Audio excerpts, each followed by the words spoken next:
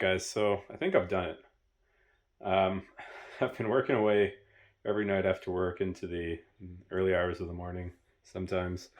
And I've taken the STI and turned it into what you see here, which is obviously not a whole lot. There's not a lot left on this car. Um, it's been kind of a cool experience because me, I'm not a mechanic. I'm just a guy with a service manual, some tools, and I like to tinker with stuff. So being able to take this entire car apart, um, the way I'd be taking the Legacy apart, it's allowed me to learn a lot of things about these Subarus, and about how all their systems work and all of that stuff. If you take a look at here, yeah, it looks like a complete disaster, I know. But trust me, there's a method to this madness.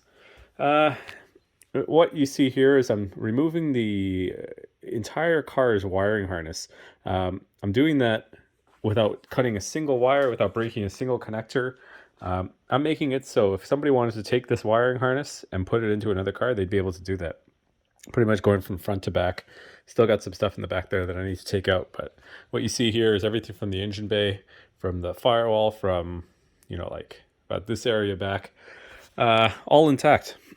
Now, the reason I'm doing that is because originally I was going to go ahead and try and run the dual AVCS and the DCCD by using this 2011 STI ECU. Now, if you know anything about these CAN-bus ECUs, of which this 2011 is, by the way, you actually need to run quite a few more things other than just the ECU. You need to have the ECU, the immobilizer, the key ring, the key, the gauge cluster, the BIU I think you need as well. And that would mean that if I tried to run this ECU in my car, I'd have to drive around with the STI cluster in there, and honestly that would just look ridiculous. I don't even know where I would put it in the car, but it pretty much won't work for me. So what I'm going to do instead is I'm removing the entire thing, and I'm going to sell that to somebody who wants to do a WRX to STI swap, because they'll be able to wire up the dual AVCS, wire up the DCCD, pretty much make their entire car an STI. And yeah, it would be a huge pain, but some guys are into that. So let me bring your attention to what I've got over here. These are the two main components that I wanted to take from this car from the beginning. Obviously, I've got the EJ257 STI full engine here, which is great because I know exactly how I'm going to run that in my car. I know originally I had talked about how I'd talked to some tuners and said I was going to take the intake manifold from the Legacy, put it on this engine, unplug the exhaust side AVCS, and just run it like that. But the more I thought about that, I realized you can't just unplug that AVCS. I'd actually need to get in there in that long block and do something with the cams. So that would involve pulling the timing belt to get to the cam. I'd need to pull the exhaust side cams and plug them, or put in WRX cams to cancel out that exhaust side AVCS. And that would be a lot of work. Essentially, I have a better solution. So when I talked to those tuner guys, I don't quite think they knew exactly how much of this car I had. I've got the entire thing. I've got everything from, the long block up that makes an STI an STI. As you know, the engine, the long block from a Legacy and the long block from an STI are virtually the same thing. You've got different pistons, different compression ratios, different heads, but more or less they're cross compatible, and they are essentially the same thing. For example, if I wanted to take the heads off of my Legacy and put them on this short block, I could do that and it would run fine. But what I plan to do instead is, since pretty much everything from here up, with the exception, of course, of the exhaust side AVCS, is what gives this engine and this STI its power, I think what I'm going to do is I'm going to take all of that and just plop it on top of the Legacy's engine. I've got the intake manifold, I've got the top feed injectors here, I've got the bigger turbo. By the way, that turbo was replaced brand new from Subaru when the engine was redone, so it's only got 20,000 kilometers on it. Got the big top mount intercooler over there. I don't think I'm missing anything else, but yeah, everything that I'd need to do that STI swap that some of the Legacy guys used to do a few years ago. I haven't seen so many of them around lately. But everything that's needed for that I can do. So actually is I'm gonna take all that stuff. I'm gonna move that over to my engine. I'm gonna sell this long block because anybody with a dual AVCS STI can go ahead and use this block. I'll probably make $3,000 or $4,000 off of the long block itself, and then I'll build my engine. Plan is to talk to some engine builders, kind of figure out what condition the Legacy's long block or sorry, Legacy's short block is in. Figure out if it's rebuildable. If it is, I'll break it down, do forged pistons, forged rods, better crank, all that good stuff. And if it's not, I'll just get rid of it and buy a stage 2 IAG block or something similar. Take all the STI stuff, pop that on top of the new block, and drop that in the Legacy, and boom, got some big power potential going on there. So that's going to be a really nice upgrade for the engine on that car.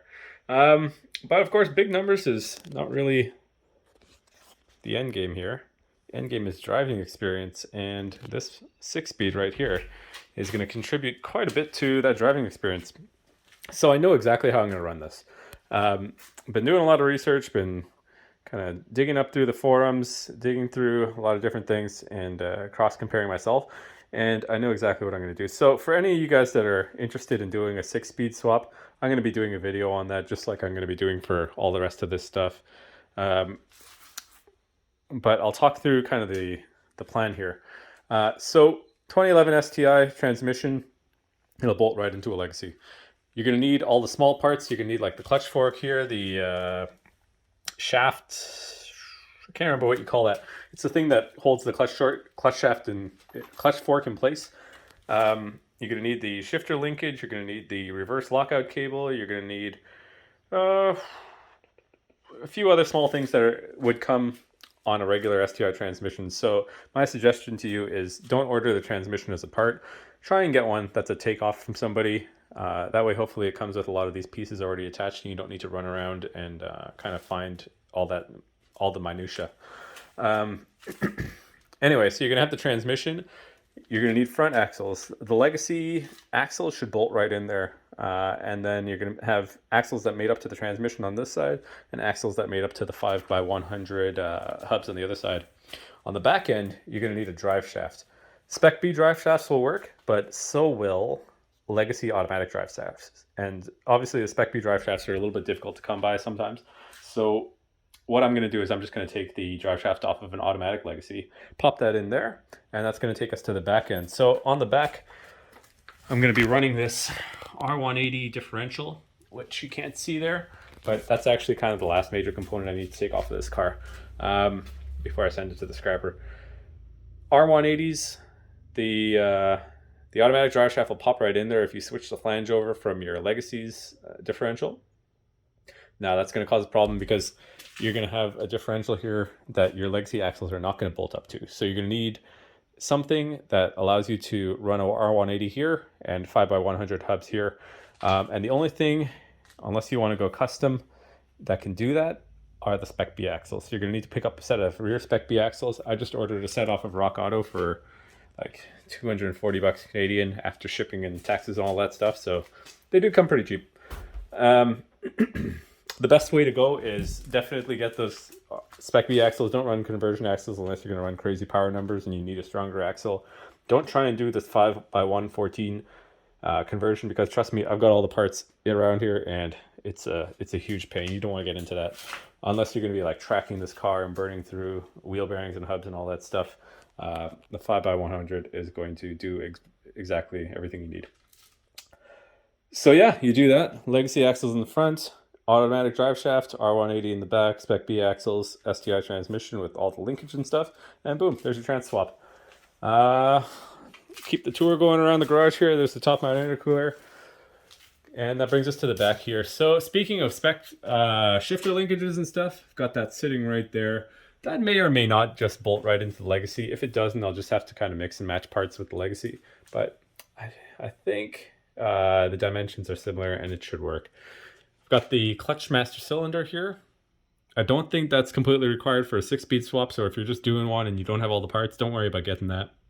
Me, I'm pulling it off the STI. It came stock on the STI with that transmission, so that's what I'm putting in. You can see the brake booster there. I have that there because I've got these big STI Brembo front calipers right here. And I'll get to those in a second, but I pulled the brake master cylinder off there because that combined with the brake booster, which I don't think you actually need to have, it's going to provide a little bit more pushing power for those those Brembos. So those front Brembos, they'll bolt right up to the legacy front knuckles without any modifications. What you are going to need to do though is, because Brembos take a bigger rotor, and obviously the legacy's rotor is kind of small, you're going to need to source some 5x100 Brembo rotors. The best place to get that is order any rotor that comes stock, or not stock, any rotor that's aftermarket or stock for 2004 STI, because from 2005 they switched the STI hub pattern over to a 5x114. So 2004 is kind of that golden year where you get the 5x100 and the big rotors for the Brembos. So that's the plan for the fronts. For the rears, unfortunately, the 2011 STI Brembos do not bolt right up to the rear. And from what I could find, there's no way to make them work here. Some of the earlier years, for example, the 2004 to 2007, you can bolt them on there with a custom bracket. K&S makes some apparently, and I'm sure there's some other companies that do. But the rear ones, they don't bolt up. So not a big deal. I sold them for $600, got a whole bunch of money back on them, which is kind of nice. Last major part here we've got is these, and I'm super excited about these. Not these back seats, but what I've got under the red curtain here, and that's the front driver and passenger STI front seats. So those are a bit tricky. I'm definitely gonna have to work some stuff out on those, but they do bolt right into the legacy frame. So mechanically, you're good. These are manual seats as opposed to power, so mechanically everything will bolt in there. The shape of the bottom is the same. I've looked at it on the legacy, and that's fine. Where you're going to run into some issues is the wiring. So wiring these seats, the driver's side shouldn't be too bad. You just kind of splice and dice with the wiring. I've gotten kind of pretty good with wiring these days, so I'm going to try and run through that, try and figure out a solution, and I'll definitely put it in the video when I do it.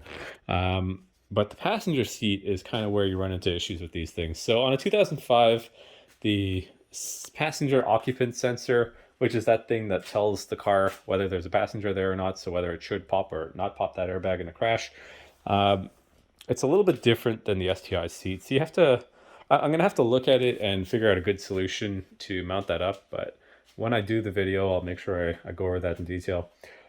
If you guys have been watching so far, you know I'm going to be moving soon. And when you change provinces here in Canada, you have to do a provincial inspection. So unfortunately, I think I'm going to kind of chill on the seats a little bit because there's the potential for an airbag light when I do the seat swap. And I want to get the car certified and inspected and everything before I start screwing with it. So I'm going to hold off on that a little bit. But that said, I do have a lot of things that I want to do with the legacy. I've pretty much gotten to the point where I don't have anything left to take off of this this STI now. It's just take out that wiring harness, get this thing taken out of here on some wheel dollies, and then I'll get the legacy back in. So status of the project so far, the teardown is complete. I think I spent $4,500 after towing and taxes on this car. And as of today, I'm at 4,100 in parts sold. So I've got a guy coming tomorrow to pick up a whole bunch of stuff. He's going to give me just over $1,000. So that means end of the day, I got all of these parts for free, plus $500. So not a bad deal. It worked out really well. And now it's going to be all about fitting it into the legacy. So I know I didn't make any videos tearing this thing down. As you know, I've been on a bit of a time crunch having to sell the house and everything. But when I start doing the install videos on the legacy and also tearing apart the engine and getting in there, I am going to be making a whole lot of videos. So if you guys are interested in seeing any of that, if you guys are interested in doing any of this stuff, any or all of it for yourself, definitely give me a like and a subscribe. Hit that, that button under there, and I'll see you guys on the next one.